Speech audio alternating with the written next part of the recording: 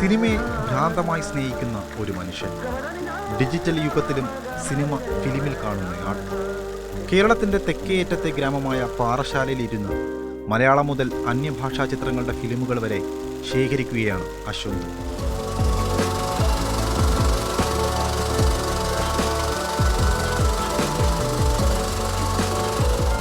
എൻ്റെ grand father ഒരു producer ഡിസ്ട്രിബ്യൂട്ടറായിരുന്നു. പുള്ളിയുടെ പേര് തുളസി എന്നാണ്. അപ്പം അവിടെ പുള്ളിയുടെ വീട്ടിൽ, അമ്മയുടെ വീട്ടിൽ പോകുമ്പോൾ ഈ ചെറിയ കാലത്ത് ഈ ഫിലിമിൻ്റെ റീലുണ്ടായിരുന്നു. ആ പടത്തിൻ്റെ പോസിറ്റീവ് പ്രിൻ്റ് ഉണ്ടായിരുന്നു. അപ്പോൾ അത് ഇങ്ങനെ നോക്കി അത് കാണുമ്പോഴുള്ള ഒരു കൗതുകം. അപ്പോൾ അത് വെച്ചിട്ടാണ് സിനിമ എന്നുള്ളൊരു താല്പര്യം. സിനിമ തിയേറ്ററിൽ പോയി കണ്ടു തുടങ്ങിയ സമയത്ത് തന്നെ ആ തിയേറ്ററിൻ്റെ മെഷീൻ്റെ സൗണ്ടും അതൊക്കെ ഭയങ്കര താല്പര്യമായിരുന്നു. പ്രൊജക്ടറുകളോട് ഭയങ്കര താല്പര്യമായിരുന്നു.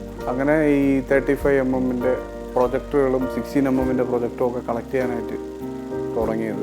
ഇപ്പോൾ ഒരു 45ഓളം 35mm പ്രിൻറ്റും 16mm ഒരു 10ഓളം ഉണ്ട്. ഇപ്പോഴത്തെ ഡിജിറ്റൽ പ്രൊജക്ഷന് കിട്ടുന്നതിനേക്കാളും ഡെപ്ത് എപ്പോഴും ഫിലിമിൽ നിന്നുള്ള പ്രൊജക്ഷനാണ്.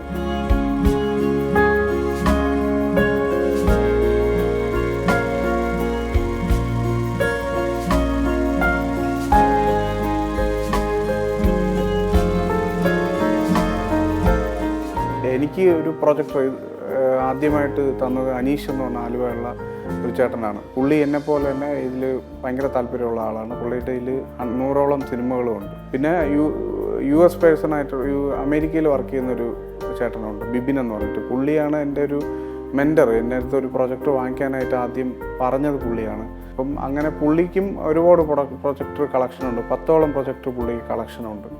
300ഓളം സിനിമകളുണ്ട് പുള്ളിയുടെ കയ്യിൽ.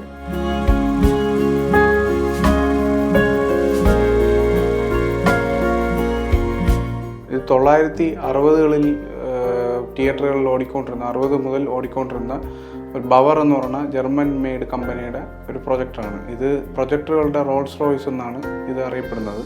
ഫോട്ടോഫോൺ എന്ന് പറഞ്ഞാൽ ഇന്ത്യൻ പ്രൊജക്ടറാണ്. അത് മുംബൈയിലാണ് അത് മാനുഫാക്ചർ ചെയ്തുകൊണ്ടിരുന്നത്.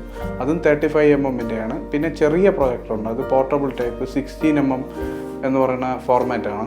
അത് നമുക്ക് ഈ അമ്പലപ്പറമ്പുകളിലും പള്ളിപ്പെരുന്നാളിനൊക്കെ സ്കൂളിലും ഒക്കെ കാണിച്ചുകൊണ്ടിരുന്നത് 16mm പോർട്ടബിൾ ഫോർമാറ്റാണ്.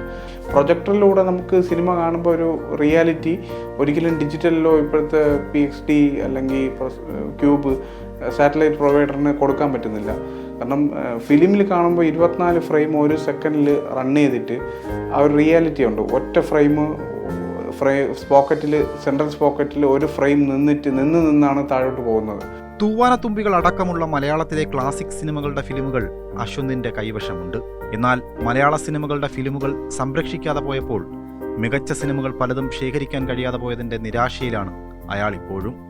കേരളത്തിൽ ഇതുവർ ഒരു തിയേറ്റർ ക്ലോസ് ചെയ്യുമ്പം ആ പ്രൊജക്ടറിനെ അവർ മുകളിൽ നിന്ന് ഇങ്ങനെ തള്ളി തറയിലിട്ട് പൊട്ടിക്കുകയാണ് ചെയ്യുന്നത്.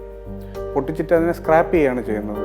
എല്ലാ നിർമ്മാതാക്കളും പ്രിൻ്റ് സൂക്ഷിച്ചു വെക്കാനായിട്ടുള്ള ഒരു ശ്രമമില്ല. അവർക്ക് ആ പ്രിൻ്റ് ഒഴിവാക്കണം. അത്രയും വലിയ ഒരു പ്രിൻ്റ് എന്ന് പറയുമ്പോൾ 30 കിലോ വരും. ഒരു പടത്തിൻ്റെ ഭാരം 30 കിലോ. ആ 30 കിലോയുടെ ഒരു 6-7 കോപ്പി ഉണ്ടാവും. അപ്പോൾ അവർ ഒരുമിച്ച് അതിനെ ഒരു കോപ്പി പോലും കയ്യിൽ വെക്കാതെ അത് സ്ക്രാപ്പ് ചെയ്യുകയാണ് ചെയ്യുന്നത്. ഫിലിമിനായി പൊള്ളാച്ചി, ഗുജറാത്ത് അടക്കമുള്ള ഇന്ത്യയുടെ പല ഭാഗങ്ങളിലും യാത്രകൾ ചെയ്ത ആളാണ് എഡിറ്റിംഗ് മേഖലയിൽ ജോലി ചെയ്യുന്ന അശ്വന്ത്. സിനിമയിൽ ഗവേഷണം ചെയ്യുന്നവർക്കും സിനിമ സ്വപ്നം കാണുന്നവർക്കും ഒരു റെഫറൻസ് കൂടിയാണ് അയാൾ. ഇതിനോട് താല്പര്യമുള്ളത് കൊണ്ട് ഈ പ്രൊജക്ടറുകൾ ഒരിക്കലും മരിക്കുന്നില്ല, ഫിലിം മരിക്കുന്നുണ്ട്. ഇപ്പോൾ നിലവിലുള്ള പ്രിൻ്റുകൾ നമുക്ക് സൂക്ഷിച്ച് അടുത്ത തലമുറയ്ക്ക് വേണ്ടി പ്രിസർവ് ചെയ്ത് വെക്കാൻ പറ്റും.